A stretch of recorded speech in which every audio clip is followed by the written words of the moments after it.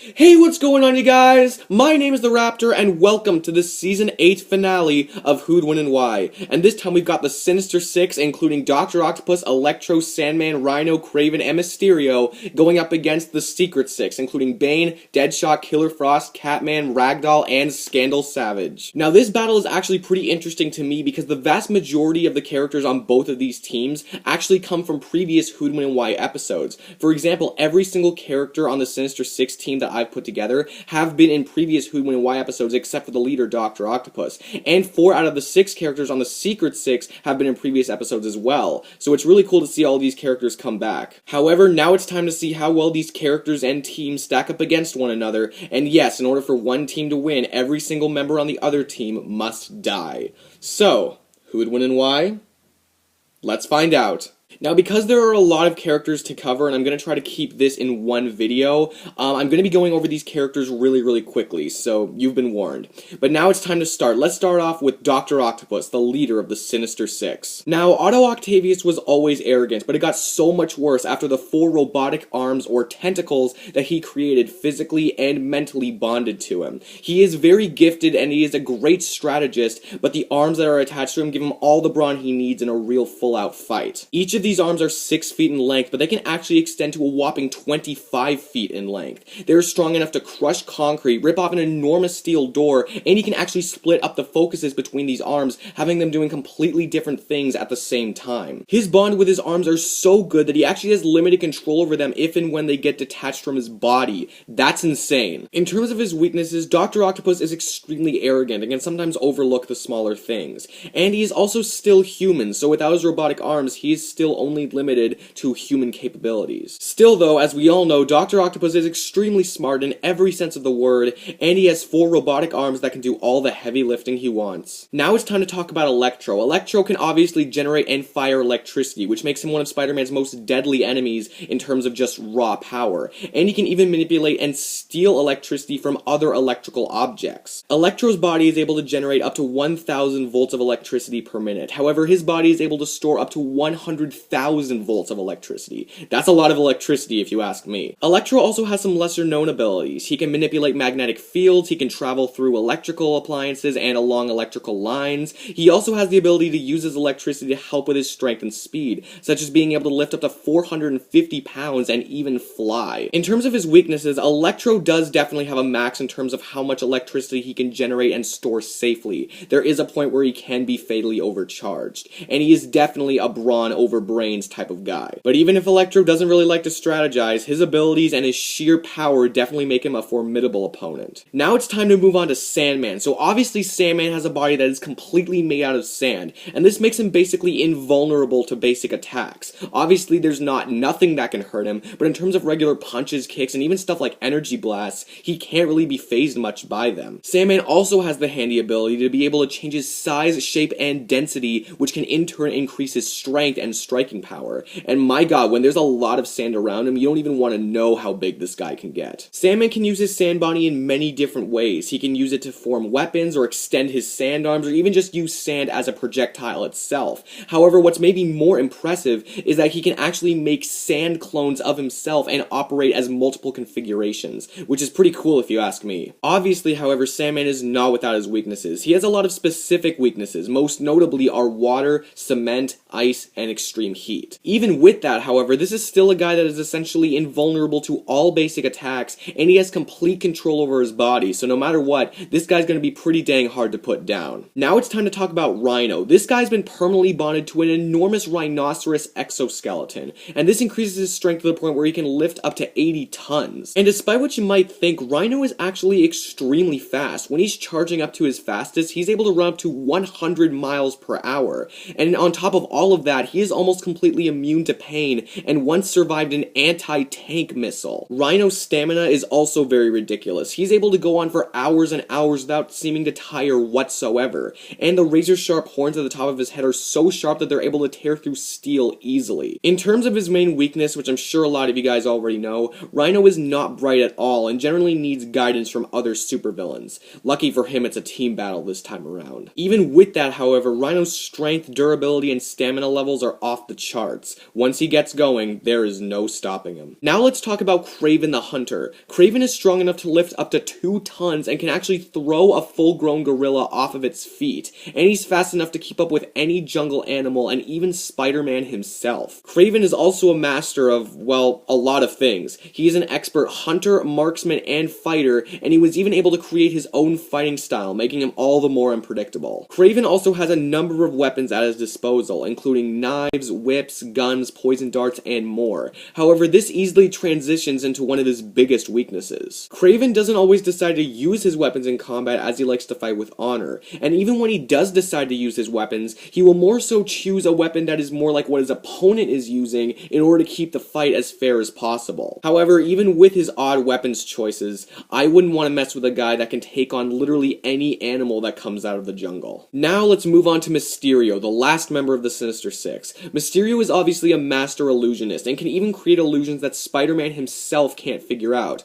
or at least can't figure out easily. Now some might think that that's all there is to Mysterio, but believe me, there's more to him than just that. He carries a number of high-tech gadgets, including smoke and lasers, and he even carries gadgets that allow him to replicate some of Spider-Man's abilities. For example, he carries a built-in sonar device that allows him to essentially replicate Spider-Man's spider sense, and he even carries magnetic spring boots that allow him to wall crawl. It is worth noting, however, that Mysterio is still just a human, and he doesn't really like to resort to physical combat. He's more so hanging out behind the scenes. However, Mysterio is still a master of misdirection, and he's always been great at inflicting pain with his puzzles. Alright, so now it's time to switch gears and move over to the Secret Six, and who better to start off with than the leader of the team, or at least sometimes the leader of the team, Bane. Bane is extremely strong. He's able to lift up to 10 to 15 tons with his regular intake of venom. However, he can roid himself up to the point where he can lift up to 27 tons. Bane's durability is also impressive. He's able to take multiple bullets and stabbings with ease, and that's when he's not on venom. When he is on venom, his durability reaches superhuman levels, and he even gains a fast-paced healing factor. Bane has also mastered enough martial arts to be able to take on Batman himself in combat, and he even created a few himself. He's also a master tactician, extremely smart overall, and he even created a version of Venom that doesn't reduce his brain power no matter how much venom he uses. As I'm sure most of you know, Bane doesn't really have that many exploitable weaknesses. However, a fast or agile enough opponent that would be able to dodge his attacks for a while might be able to get an upper hand on him. But let's be honest, speed really doesn't matter too much when you have the strength to be able to take on anyone and the durability to be able to take anything. Alright, now it's Deadshot's turn. Deadshot is an extremely skilled marksman who rarely ever misses his mark, and he's been considered to be one of the best DC marksmen, if not the best. Deadshot carries a number of weapons with him, including different types of guns, wrist-mounted gauntlets that can shoot powerful blasts, and even a laser monocle. Deadshot's suit is also durable enough to resist bullets and many other weapons. Speaking of durability, Deadshot's helmet is actually not just for protection. It helps him aim, and it also actually syncs his sight to his wrist-mounted gauntlets. Deadshot is also very intelligent in terms of languages, hand-to-hand combat, and obviously gun knowledge. Despite all of Deadshot's skills, however, he is still technically human. While some might say that he does have superhumanly good aim, he doesn't really possess any sort of extreme strength, speed, or stamina. But with or without great strength, Deadshot is still mighty impressive. He was the guy that taught himself to shoot, and that got him to being one of the best marksmen in the DC universe, if not the best. Alright, now we move on to Killer Frost. So the way that Killer Frost's abilities work are that she actually draws heat from the air or other people, leaving those things cold and her cold-powered. Killer Frost can use her icy abilities in many different ways. She can shoot out ice blasts in order to push back victims or even just freeze them entirely, and she can make icicles, she can levitate, she can freeze with a kiss, she can make entire blizzards, she can make chilly gusts, or she can even just make other sort of ice constructs. She is also a very intelligent doctor. Killer Frost really only has one big weakness, and that is she doesn't just rely on heat in order to power herself, she relies on heat in order to survive, and an extended period of time without absorbing any heat will kill her. However, considering that there's heat in the air basically everywhere, it's probably going to take a really long time for that to happen. Alright, now let's move on to Catman. So I'm sure as a lot of you guys already thought or knew, Catman is similar to Batman in many different ways. Catman possesses a genius-level intellect, is in peak physical condition, and is an expert fighter. He also carries a number of different gadgets, including catarangs, yes, catarangs, a grapple gun, and smoke pellets. However, those are where the similarities to Bruce Wayne end. Catman carries a number of deadly weapons, weapons, including razor-sharp gauntlets and knives. He also has animal-like instincts, enhanced senses, and is a great tracker. He also can heal significantly quicker than a regular person. Like Batman, Catman doesn't have any real exploitable weaknesses, but he is still just a regular person, and he can be overpowered by someone who is strong enough. However, he is still a really well-rounded fighter, which does make for a real challenge, if you ask me. Now let's talk about Ragdoll. So Ragdoll is a mentally unstable, triple-jointed contortionist, and yeah, that's basically it. And finally, we have Scandal Savage. Scandal Savage is the daughter of the immortal Vandal Savage, who is quote-unquote damned near hard to kill. She can take multiple rounds of bullets with almost no trouble at all, and she has an amazing healing factor as she can actually regrow damaged organs. Scandal is an exceptional fighter as she's able to take on characters such as Talia al Ghul and even Hawkgirl, and she carries 2 wrist-mounted lamentation blades. And each of these blades have 2 settings, one of which being a pair of long blades for stabbing, and the other one being 3 knife-like blades for slashing. In terms of Scandal's weaknesses, she doesn't take after her father completely, as while she is very hard to kill, there is really nothing to suggest that she is borderline immortal, and she is just a human with human capabilities, obviously. However, Scandal has proven multiple times that she is tougher than she looks, and she will go to any means in order to get the job done. Alright, so that took a while, but we are finally done. We've gone through all the information, we've talked about all the characters, and now it's finally time for me to say who I feel would win between these 2 teams. Now, obviously, this fight could go many different ways, as there are many different characters and many different things could happen. However, in terms of who would actually win the fight in general most of the time, I personally think that the Sinister Six would be the winner of this fight. And if you think that the Secret Six will win, that's perfectly fine, I totally understand. Tell me why in the comments below. But let me first explain why I feel that the Sinister Six will win more often than not. First, let's talk about the fact that in order for one team to win, all the members of the other team must die. When it comes to the Secret Six, there are very durable characters. They have Bane, they have Killer Frost, and they have Scandal Savage, who is very hard to kill. But when you really look at it, all of these characters can die. None of them are immortal, none of them are unkillable, all of them can definitely die. When it comes to the Secret Six, however, it's kind of a different story. There are characters on that team such as Sandman and Rhino that are going to prove a real challenge for the Secret Six to be able to get past, because these characters are either extremely durable or they're just extremely hard to kill, that I'm just not sure if the Secret Six has the potential to be able to kill them. Now, to be fair, the Secret Six does have Killer Frost, so with a good enough opening, if she was able to freeze Sandman and then shatter him, then Sandman would essentially be dead. However, when it comes to Rhino, I don't really see any conceivable way that they would be able to get around Rhino's tough exoskeleton. Even someone as strong as Bane, I feel, would not be able to break through it, as Spider-Man has tried to punch through it and it's had basically no effect. So I just don't feel like Rhino is going to die to these characters. Now, I could just end the video here, but I feel like there is more I can say to back up my argument. Let's talk now about their leaders and their strategy usage. Dr. Octopus, as we all know, is a great strategist, and he has had a lot of experience actually strategizing with the other members of the Sinister Six in order to be able to come up with cohesive plans to take down Spidey. However, when we look at the Secret Six, this isn't really always the case. Not only is their leader constantly changing, sometimes it's Bane, sometimes it's Scandal, sometimes it might even be Catman or something like that. So not only is the leader constantly changing, but they also don't really do a lot of strategizing together, at least not when it comes to battle strategizing. Now, to be fair, when the Sinister Six does it, they usually do have prep time, but considering that they actually have more experience doing it than the Secret Six does at all, with or without prep time, I find that it's going to be much more likely that the Sinister Six is going to come up with a plan to take down the Secret Six than the other way around. That's just how I feel about it. Now, I could talk about individual characters all day. I could talk about how much electricity Electro would have to generate in order to kill certain members of the Secret Six, or I could talk about what Rhino's horn would be able to tear through, or I could even go the other way and talk about how accurate Deadshot would be fighting the Sinister Six members. However, now I'm more so just going to talk about the actual teams in general and say why I feel the Sinister Six fundamentally beats the Secret Six. When you look at the characters on the Sinister Six team, you can really tell that these characters are ready for a full-out brawl. Obviously, they don't have a lot of experience actually fighting another team of 6, but most of these characters bring a high degree of strength, speed, durability, and power to the table, which makes a lot of sense when you really think about it. These characters need to be able to take on Spider-Man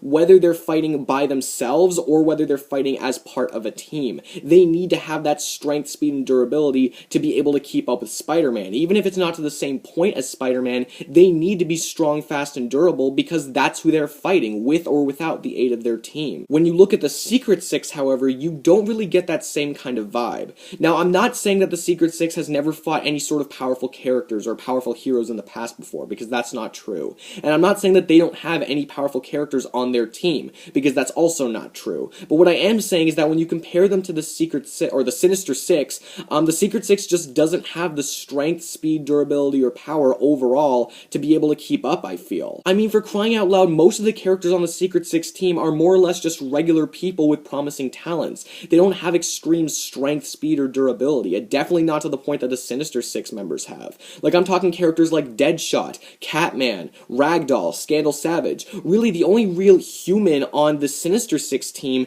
is Mysterio. These are the characters that I feel would be taken out by really any one member of the Sinister Six rather easily, and as soon as those weaker members start dropping, then, you know, the Secret Six team will start getting smaller and smaller, and that'll just give an even bigger advantage to the Sinister Six team. Basically, what I'm trying to say here, and this is the main reason why I feel that the Sinister Six would win, is that they have the strength, speed, durability, and power to be able to fight in a 6-on-6 fight like this. Those are the main things you need for a full-out brawl, a full-out 6-on-6 fight. You need extreme strength, speed, durability, and power to be able to have any chance at victory. And the Secret Six, they just don't bring that. There are strong and durable characters on that team, but the Sinister Six simply has more of them, and I feel that that's really going to give them an advantage in the long run. And if you think that none of that matters, there is still one more thing that I think you guys should consider, and that it has more to do with their origins and why these teams were created. Basically, the members of the Secret Six were brought together by a person called Mockingbird, and then the Secret Six soon betrayed Mockingbird and are more or less now just doing their own thing. But when I say that, I mean they're more now motivated by money.